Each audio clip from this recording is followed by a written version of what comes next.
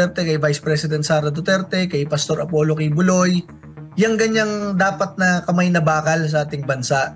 Alam nyo, ang Duterte Youth Party List, nag-file kami last year ng pagbabalik ng death penalty para sa mga kidnapper, para sa mga drug trafficker na sumisira ng kinabukasan ng ating mga kabataan, pati sa NPA na terorista at pati sa mga plunderer. So, bakit natin ginagawa yan? Kasi yung droga talaga, hindi lang yan mga part-time na bisyo. Sinisira niyan yung decision making skills ng isang tao. And pag nahangung-hango na sa droga yan, mambibiktima yan ng kapwa Pilipino. Minsan nga kapwa pamilya niya eh. 'Di ba, nanggagahasa ng anak, nanggagahasa ng lola, mga ganyan-ganyan. So talagang dapat matigil yan. And yung bentahan ngayon ng droga, napakalantaran na eh. Sa dami ng pinupuntahan ko mga mayor ngayon, gobernador at mga kahit barangay chairman, wala na silang sinabi ko hindi na, nako chairman, napakadaming ngayon. Nagdodroga ngayon. Isipin nyo yon, napakadaming drogista at kriminalidad na nangyayari ngayon. Wala kayong marinig sa palasyo. Wala kayong marinig sa gobyerno, di ba? Unlike nung panahon ni Pangulong Rodrigo Duterte, meron lang mapatay o ma-rape. Nagwawala na ang Pangulo ng Pilipinas at inuutusan na lahat ng tropa ng gobyerno para hanapin yon, patay o buhay. Ganun na lamang ang kamay na bakal na pinapakita dati ng gobyerno. Kaya nga, nung panahon ni Pangulong Duterte, almost maubos ang NPA na terorista, almost magsukuan lahat ng adik, lampas 1 milyon nagsukuan, at lahat ng mga kriminal ay takot sa gobyerno, takot sa taong bayan. Kaya ang iyong pamilya, yung anak at asawa, maisasama mo sa gabi, di ba? Parang sa Davao City, pwede kayong maglakad ng gabi. Ngayong panahon na ito, hindi na po okay yon. Dahil ang daming nagdodroga ngayon sa ating lansangan at dapat talaga ibalik ang kamay na bakal sa ating gobyerno. Opo, bago ko lang ipasa kay Partner Admar, Chairman, nakakalungkot din na ilang opisyal sa ating pamahalaan, lalo na sa kapulisan, may mga nagsasabi na hindi lahat ng mga gumagamit ng illegal na droga ay mga adik. Ano masasabi mo? Sa tingin ko, hindi lang drug addict sa gumamit na illegal na droga, yung natutulog tapos sinubuan mo ng drugs. Baka yun lang yun. Kaisa-isang pagkakataon na hindi addict yung gumamit ng drugs, yung natutulog tapos pinatakan mo ng drugs, ayun, hindi addict siguro yun. Pero na-influensya na agad siya ng masamang sangkap. Pero pag ikaw talaga nagda-drugs, gumagamit ng drugs, drug addict ka. And kaya nga nagiging addict ka doon, addiction, di lalo kang napapagamit pag sinimulan mo na. At doon sa addiction na yon, nagiging criminal ka dahil kung ano-ano na ang ginagawa mo, dahil yun ng decision making mo ay natutunaw na, nagiging bangag ka na nga. So mali yun. Chairman, magandang umaga. Sa ibang mga propesyon, sa ibang mga pag nag-a-apply ka ng trabaho, isa sa mga nagiging requirements ay itong ang pagsasailalim po ng drug test, no? So ano ba ang dahilan kung bakit needed nila na magpa-drug test? Para matiyak na nasa magandang pag-iisip sila habang sila po ay nagpe-perform ng kanilang mga trabaho.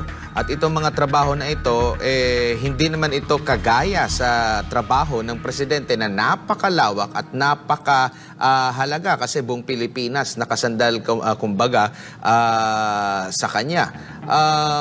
Nakikita mo ba na dapat, alam natin may desisyon dito ang Korte Suprema na hindi nire-require ang pagsasailalim po ng drug test. Pero napapanahon na ba na ito'y baguhin na talaga mas lalo na yung mga public servant dapat matiyak magkaroon ng regular na surprise drug test kasi meron ding sa ibang ahensya ng gobyerno na gumagawa nito. So ibig sabihin dapat hindi exempted, lalong-lalo na sa posisyon ng pagka-presidente.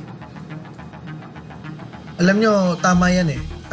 Yung Pilipinas kasi parang nagiging narco state na eh. Sa dami ng nagiging bentahan ng droga sa mga barangay at lansangan.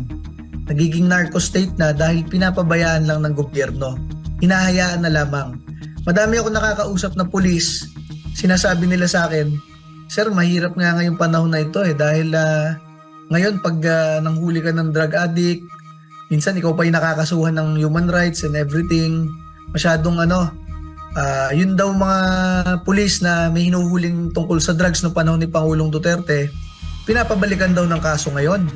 Isipin nyo yun, para lang madiin ang Pangulong Duterte sa kanyang administrasyon yung mga success ng mga pulis at ng taga-gobyerno sa panghuhuli ng drugs noong 2016 to 2022, pinapakasuhan yung iba doon para syempre sisihin pa rin nila na nung panahon nila nanghuhuli sila. Ganon ka ka-twisted, di ba?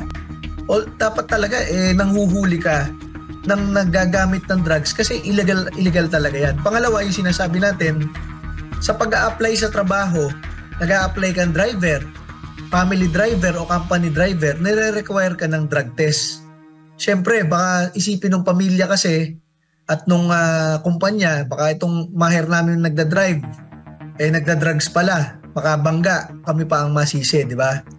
Kung yung mga ganung na nag-a-apply ka lang ng simpleng trabaho sa pribado o sa gobyerno, mababang trabaho na ina-applyan mo, nire-require ka ng drug test. What more kung ikaw yung pinakamataas na opisyal sa gobyerno? What more kung ikaw ay pinakamataas na opisyal sa probinsya at sa bayan ninyo, di ba? Alam niyo, may naalala ko dyan, sa AFP Reserve Force, noong 2021, nag-apply si Congresswoman Marie Cardema sa reservist kasi vice chair siya ng defense sa Kongreso. At alam nyo, kasi 2021 na yon, magta-2022 na, mag-e-election na uli, ang daming requirements. Na-file niya lahat ng requirements. Isa lang yung hindi na-file ni Congresswoman Cardema na requirement dahil kailangan mong pumuntang laboratory, umihi doon through urine test, drug test, gano'n. Drug test, yung requirement na drug test, hindi na submit ni Cong Cardema. Alam nyo, yung buong proseso nung pag-a-apply niya sa Reserve Force ng AFP, na-invalidate. Gawa lang ng isang test na drug test na na-late na. Mayo niya na ibigay, nagpalitan na ng administrasyon, nagpalitan ng Secretary of Defense, na-invalidate na yung mga ipinasa niya, NBA clearance, barangay clearance, court clearance, lahat. Dahil lang doon sa isang drug test na late niya na submit kasi election time So, ganun ang requirement ng mga kumpanya, ng mga government offices patungkol sa drug test. Napaka-importante nun. Gagawin ka na nga lang reserve officer. Ikaw naman ang kongresista na lumalaban sa NPA. Ikaw naman ang kongresista na vice chair ng defense na may hawak sa armed forces. Pero ganun ka-stringent yung tungkol sa drug test. Pag hindi mo na-submit on time, yung buong proseso nawawala, di ba? Yung invalidate.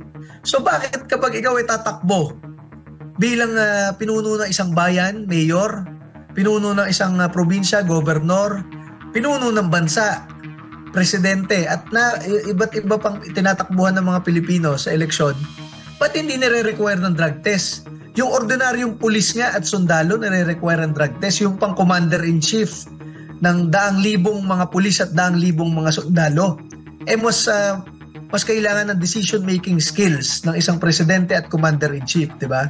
So dapat gawing requirement talaga yan at tingnan uli sa Supreme Court at sa batas na dapat i-require na sa ating bansa, lalo na ngayong 2025 election, kung kaya pa, mag-mandatory drug test lahat ng kandidato ngayong 2025 at sa succeeding elections po ng ating bansa. Opo, Chairman, and alam natin na dumarami din ang mga nagiging kritiko ng kasalukuyang administrasyon sa Pangulo, doon sa kanyang kakayahan sa pamumuno dahil meron silang nakikitang mga parang red flag, no? Lalo na sa pag-lead sa ating bansa. Nabanggit mo nga, umugong nga itong sinasabing paggamit niya ng ipinagbabawal na gamot. Hindi po ba pagkakataon niya ito na mapaganda muli ang kanyang imahe at para kumbaga masampal sa katotohanan itong mga kritiko niya sa simpleng pag-undergone ng hair follicle drug test? Kasi kung mag-negatibo siya nito, papakita niya yung transparency sa pagkuha nito. Tapos na. Ang bash ngayon, hindi na mapupunta sa kanya, puna ngayon, hindi na mapupunta sa kanya, kundi mababaliktad ang panahon, pupunta na doon sa mga nag-aakusa sa kanya. Yes, alam nyo, sa tingin ko napapalibutan kasi ng yes man. Itong